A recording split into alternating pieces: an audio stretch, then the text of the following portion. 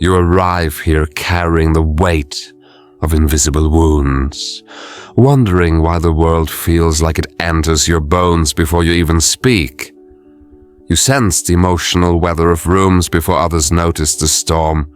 You absorb the unspoken pain of strangers and call it sensitivity.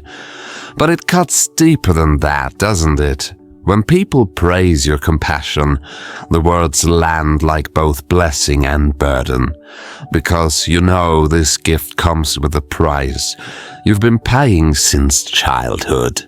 What if I told you that your empathy might not be the divine endowment you've been told it is, but rather the exquisite adaptation of a soul that learned survival through service to others? The empathic being. This figure we so often romanticize in our modern understanding is not some evolved spiritual entity floating above human need. No, the empath is a psychological refugee, a consciousness that was sculpted by necessity, not grace. Most profoundly, the empath is often the child who was forbidden from claiming their own space, denied the right to their own needs, and taught that their very existence depended upon their ability to disappear into the requirements of others. Let us journey into the archetypal depths of your unconscious, where the truth of this formation lies, waiting to be understood. In your earliest moments of consciousness, you absorbed a lesson more profound than any spoken teaching, that your safety lay not in being seen, but in seeing others. Perhaps your caregiver's emotional world was so volatile that you learned to read the atmospheric pressure of their moods before you could even walk. Maybe the depression filled the house like fog, and you became the tiny lighthouse, trying to guide them to shore.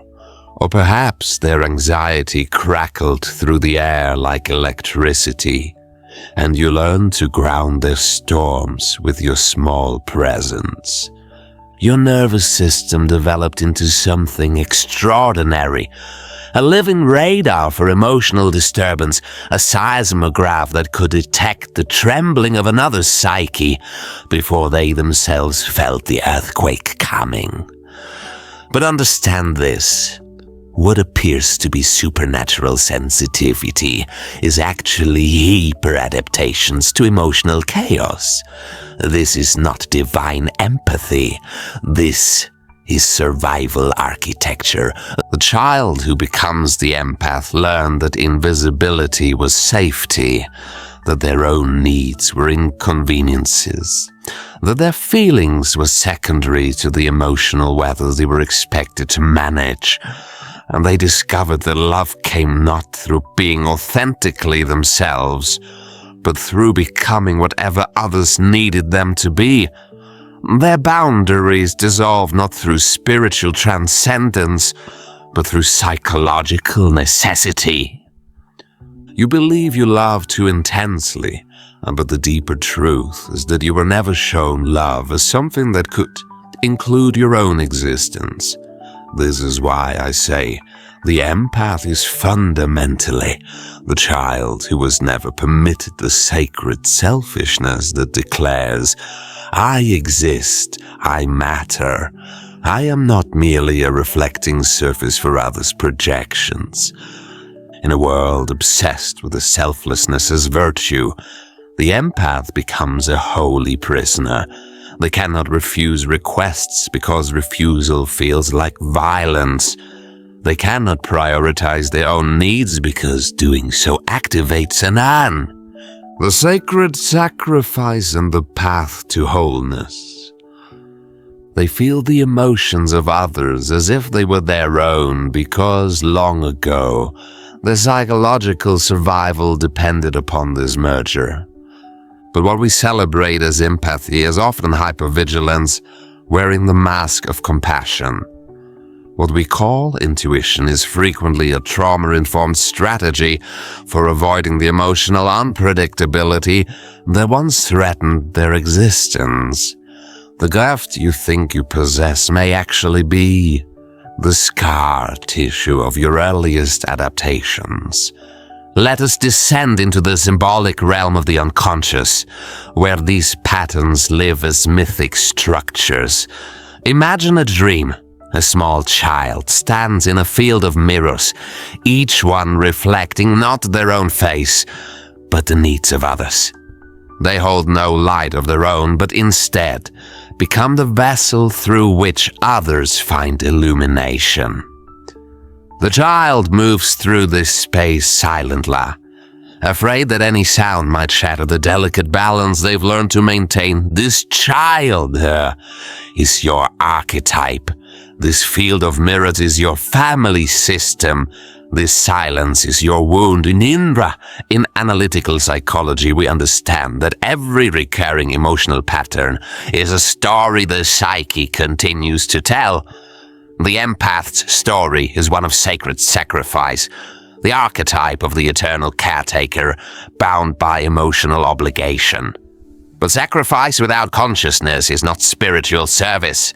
It is slow spiritual death. Now imagine that in this dream the child suddenly sits down among the mirrors. For the first time they close their eyes to the reflections around them. They place their hands on their own heart and listen only to its rhythm. The mirrors around them begin to crack, because they are no longer being fed by the child's attention. This is the beginning of the return to self. You must understand that the self, the central organizing principle of psychological wholeness, does not emerge through endless giving. It emerges through conscious differentiation. To become whole, you must first learn to stop merging. You must dare to become what was once forbidden, authentically, unapologetically self-interested, not in the shallow way that harms others, but in the sacred way that declares your right to exist fully. You think strength means feeling everyone's pain, but true strength is feeling your own emotions without needing to justify or minimize them. In the unconscious depths lies your shadow, all that you rejected in order to survive. For the empath, the shadow often contains anger, assertiveness, demand, and yes, selfishness. All the qualities you were taught would make you unlovable. But without these shadow elements, you cannot achieve wholeness. An empath without shadow integration is not a saint.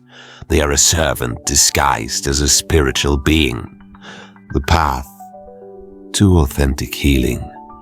Your healing will not come from feeling more deeply, but from feeling differently.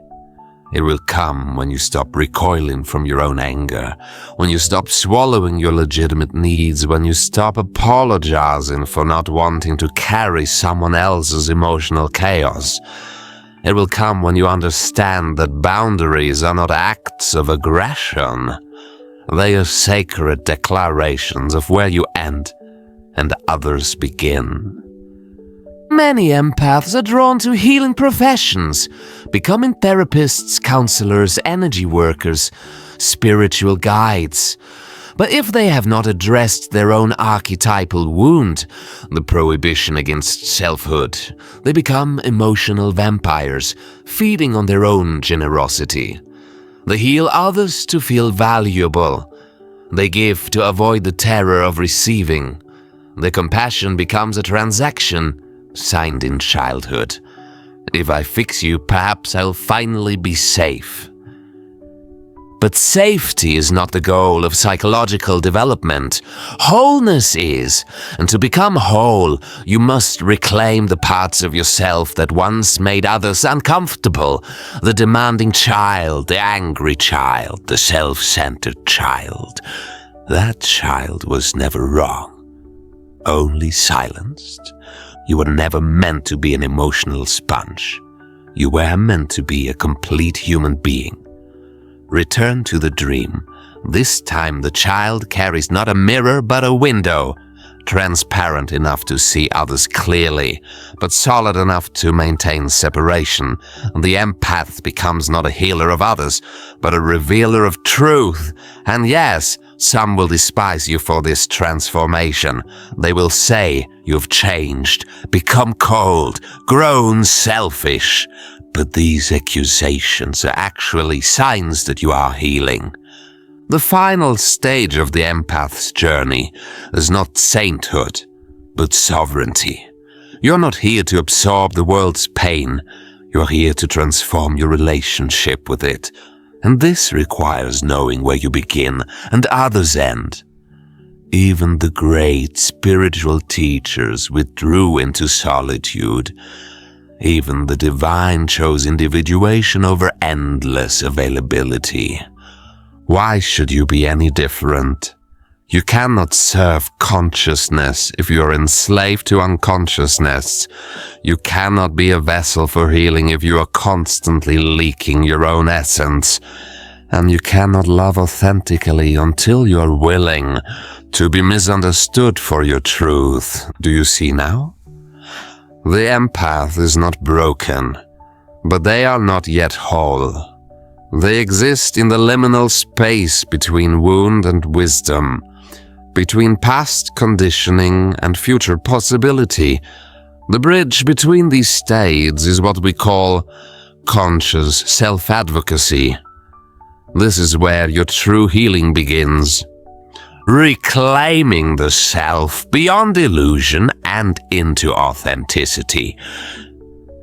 It is time to return to your own soul, not as a servant, not as a savior, but simply as yourself. You come to me asking why you attract the emotionally wounded, why your relationships drain rather than nourish you, why you feel responsible for everyone's healing while no one feels responsible for yours. I look at you with recognition, not pity.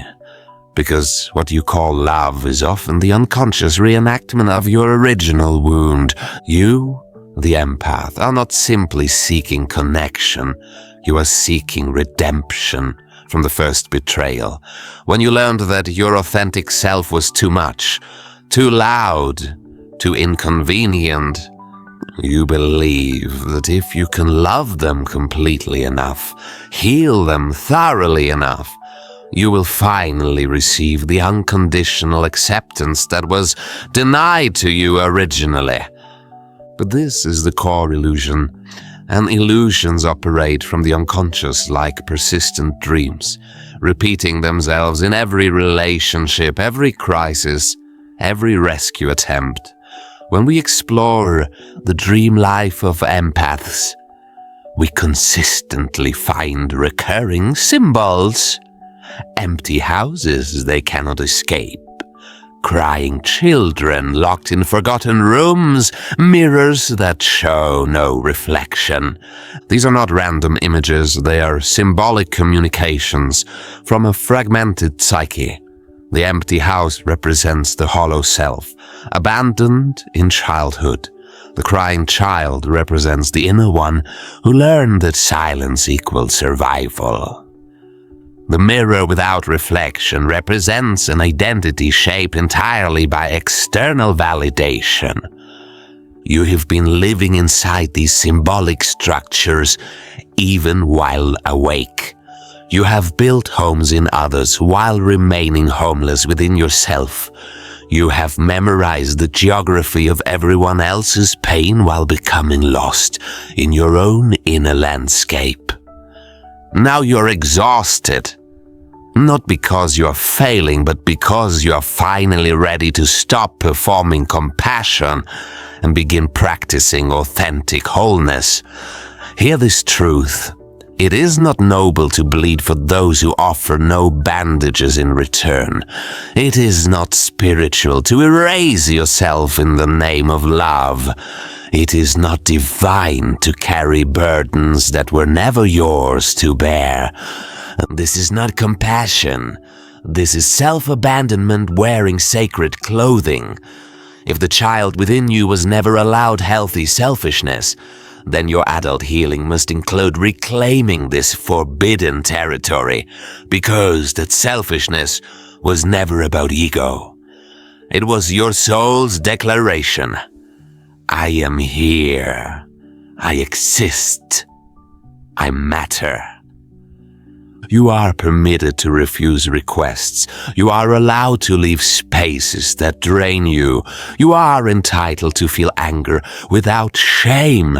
You are allowed to prioritize your own healing. You are allowed to love yourself even when others are suffering. And yes, you are allowed to choose yourself without justification. The unapologetically complete self.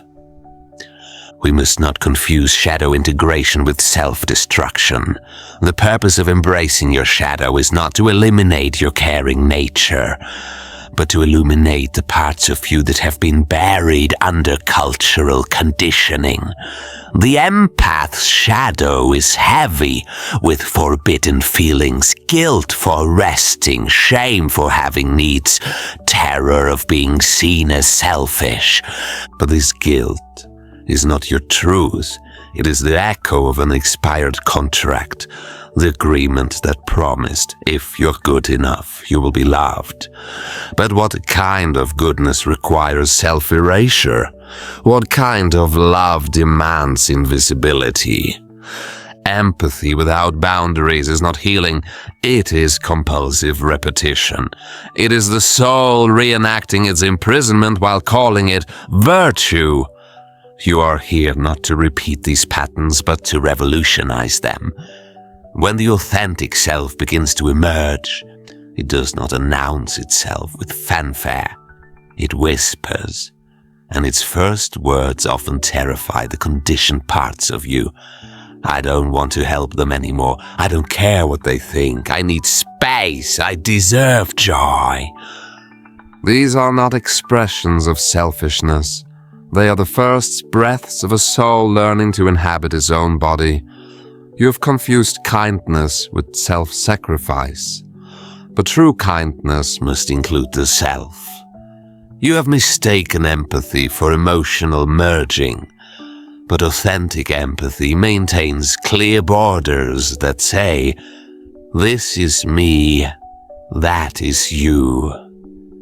You are not failing because you feel burned out.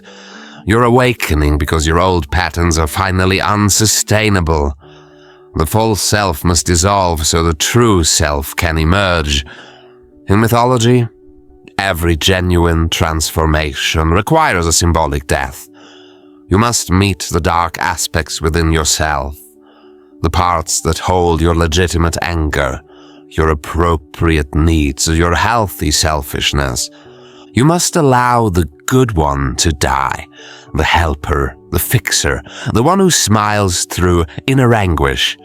Only then can the authentic self be born, the one who feels with others rather than for them, who can hold space without losing form, who can say, I love you, but I will not carry your pain.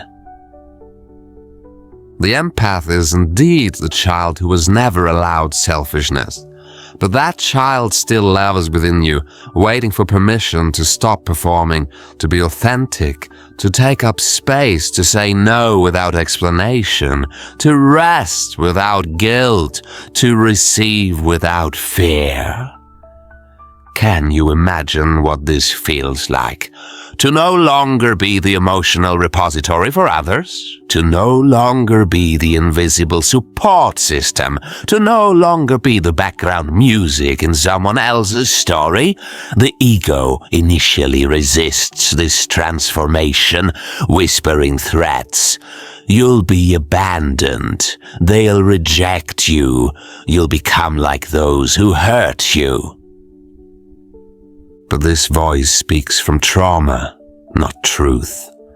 The people who made you feel unsafe for having needs were not selfish. They were unconscious. You, however, are becoming conscious. And consciousness brings choice, and choice is the foundation of freedom. Now you must decide, will you continue the mythology of martyrdom, Or will you author a new narrative? In this new story, you do not heal others to earn love.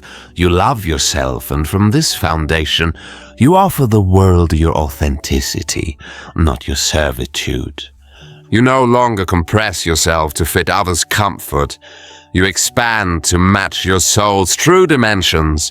You are no longer the candle burning yourself out for others' light.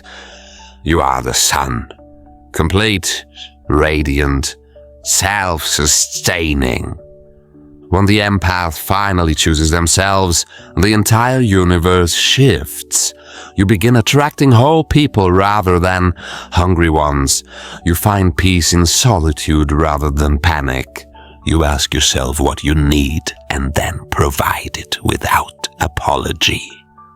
This is not the selfishness you were taught to fear. This is sacred selfhood. The child who was never allowed to be self-interested grows into the adult who is unapologetically complete. And this transformation heals more than any act of service ever could, because wholeness is contagious. It invites others into their own integrity. It models what authentic self-respect looks like. Most powerfully, it breaks the ancestral spell that equates goodness with self-disappearance. You are not here to vanish. You are here to take up space, not to dominate, but to demonstrate what it looks like when someone refuses to be diminished. You become the kind of person who no longer rescues but invites others to meet you in truth, to walk beside you rather than above you, to take responsibility for their own healing. And if they cannot accept this invitation, you bless them and walk away. Not because you lack compassion, but because you finally possess it fully, including compassion for yourself. In that moment, you are no longer the child waiting to be noticed. You are the adult who has come home to their own soul.